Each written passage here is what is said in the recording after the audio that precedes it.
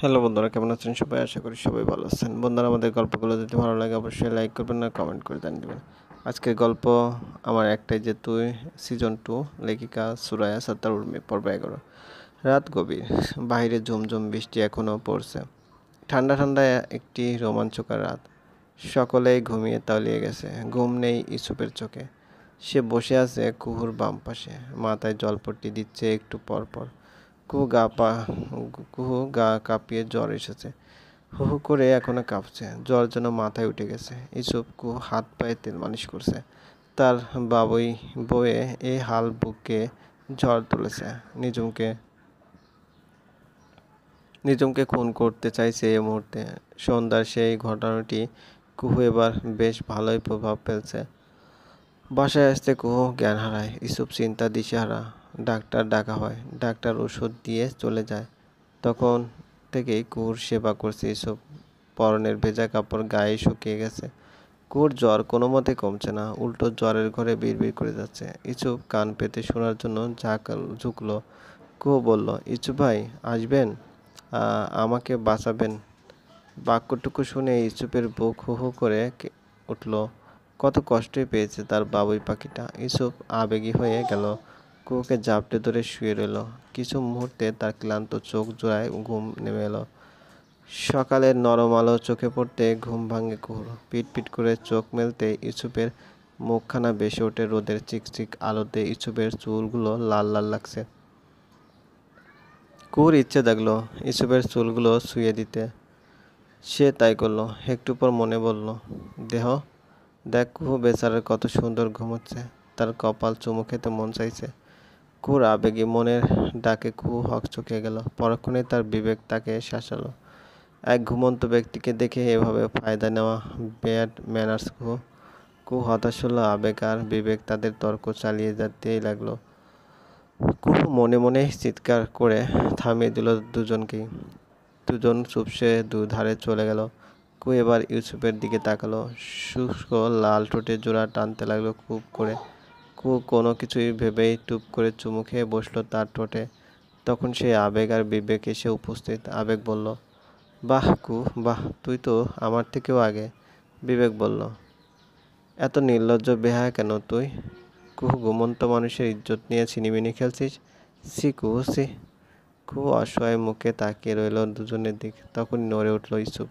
কুহুর সাথে সাথে চোখ বুজে ফেলল। ইসুপ উঠে প্রথমে কুহুর জ্বর আছে কিনা চেক করলো। তারপর শরীরে কাঁথা চেনে ওয়াশরুমে চলে গেল। কিছুক্ষণ পর বের হলো গোসল করে। পরনে তার সাদা তয়লা, খালি গা আর তার শরীরে ফোঁটা ফোঁটা পানি। কুহুর পিট করে ইসুপকে দেখতে লাগলো খুঁটিয়ে খুঁটিয়ে। তার গলা শুকিয়ে কাঠ। ইস, এই হ্যান্ডসাম ছেলেটি নাকি তার বর। উফ, হায়, তার বরটা এত সুন্দর কেন? কুহু হার্ট মিস হওয়ার উপক্রম। ঠিক সেই মুহূর্তে কুহুকে চমকে ইউসুফ তার মিষ্টি হাসিতে ঘেল করল। কুহুকে বলল, এখন কেমন লাগছে তোর? জ্বর তো নেই, শরীর দুর্বল তোর অনেক। তুই কাঁপছিস কেন? আচ্ছা শোন বাবুই পাখি, আমার খুব ইম্পর্টেন্ট একটা মিটিং আছে, তাই বের হচ্ছি। বেড থেকে নামবি না। যা লাগবে মাকে বলবি। আসি। নিজের খেয়াল রাখবি কিন্তু। জড়িয়ে ধরে চলে গেল ইসুপ। কুহু তাকিয়ে রইল ইসুপ যাওয়ার দিকে। পরনে তার সাদা পাঞ্জাবি আর পাজামা। তাতেই যেন সৌন্দর্যতা তার দাম্ভিক মুখখানায় জিলিক দিচ্ছে। কুহু এখনো কাঁপছে। আজ কেন জানি ইসুপের স্পর্শ কাঁপিয়ে তুলছে দেহখানি। কুহুর লজ্জা লাগছে ভীষণ, কিন্তু কেন? তাহলে কি প্রেমের শুরুটা এভাবেই হচ্ছে? কুহু বালিশে মুখ গুজল। নিজের দিকে তাকাতে লজ্জা লাগছে। যেন এক খেলা চলছে, লুকোচুরি খেলা, ভালোবাসাবাসির খেলা। এই মোমেন্টে মানিয়ে যেন দূর থেকে কেউ একটি গান বাজালো, সানসুন মেন বাদিক বেকারি। সুন্দর গল্পটি ভালো লাগলে অবশ্যই লাইক করবেন আর কমেন্ট করে জানিয়ে দেবেন। আর এই চ্যানেলে যদি নতুন হয়ে থাকেন অবশ্যই সাবস্ক্রাইব করে পাশে থাকা বেল আইকনটি প্রেস করে রাখুন, যাতে নতুন নতুন ভিডিও আপলোড করার সাথে সাথে আপনার নোটিফিকেশনে চলে যায়। দুপুরে এসব বাসায় এলো না। কুহু ব্যালকনিতে দাঁড়িয়ে অপেক্ষা করছে। কেন আসছে না এসব ভেবে পায়চারি করছে। আবার নিজের এই বেহায়াপনাও যেন লজ্জা পাচ্ছে, আবার ভালো লাগছে। ইস, কি মিষ্টি এ ফিলিংস। কই, আশিকের বেলায় তো এমন লাগেনি। আশিকের কথা মনে হতে মনটি ভীষণ খারাপ হলো। আশিক কেমন উধাও হয়ে গেল যেন। একটিবারও কি তার কুহুর কথা মনে পড়ে না? তাদের ভালোবাসাটা কি এতই ঠুনকো ছিল? কুহুর বুক চেয়ে দীর্ঘশ্বাস বেরিয়ে এলো।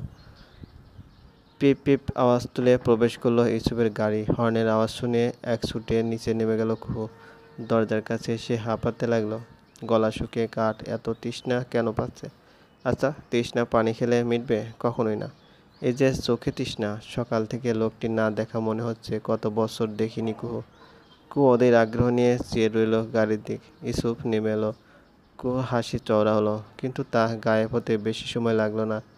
গাড়ির ওপাশ থেকে আরেকজন নামতেই কুহুর মুখ ফ্যাকাশে হয়ে গেল। মনে মনে প্রশ্ন জাগলো, ইউসুফ কি তার স্বপ্নই থেকে যাবে, নাকি বাস্তবে তার দেখা মিলবে?